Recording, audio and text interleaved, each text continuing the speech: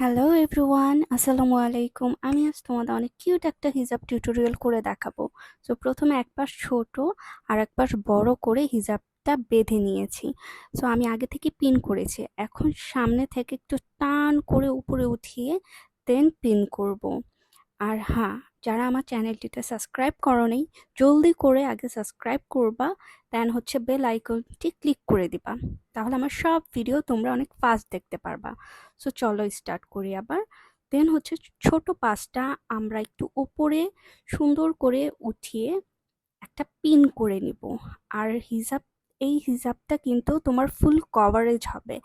So সুন্দর করে হিজাবটা pin করা হয়ে গেলে দেন হচ্ছে আমরা এটাকে একটু করে ঠিক করে নেব, যেন সামনে থেকে একটু বড় থাকে।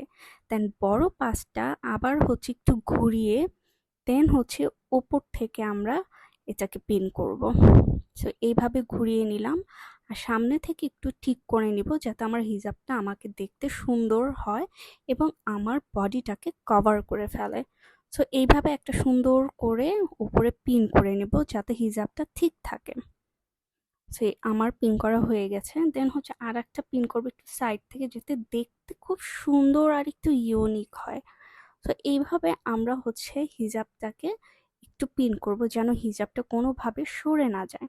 সো একটু সুন্দর করে দেখে পিন করে নিব। সো তারপর আমার পিন করাটা হয়ে গেছে। দেন হচ্ছে সামনে থেকে একটু কভার করে নিব, যেন হিজাবটা আমার ফুল কভারেজ হয়। কারণ হচ্ছে এই হিজাবটা যেন আমি সবভাবে পরতে পারি, কামিজের সাথে, বোরখার সাথে, গাউনের সাথে। তো সবভাবে এই হিজাবটা অনেক সুন্দর লাগবে। তো আমি আমার হিজাবটা রেডি করে ফেললাম, সুন্দর করে হিজাবটা পরেছি। তোমরা চাইলে অনেক ধরনের ব্রুচ ইউজ করতে পারবা বা সব কিছু ইউজ করতে পারবা এই টিউটোরিয়ালে।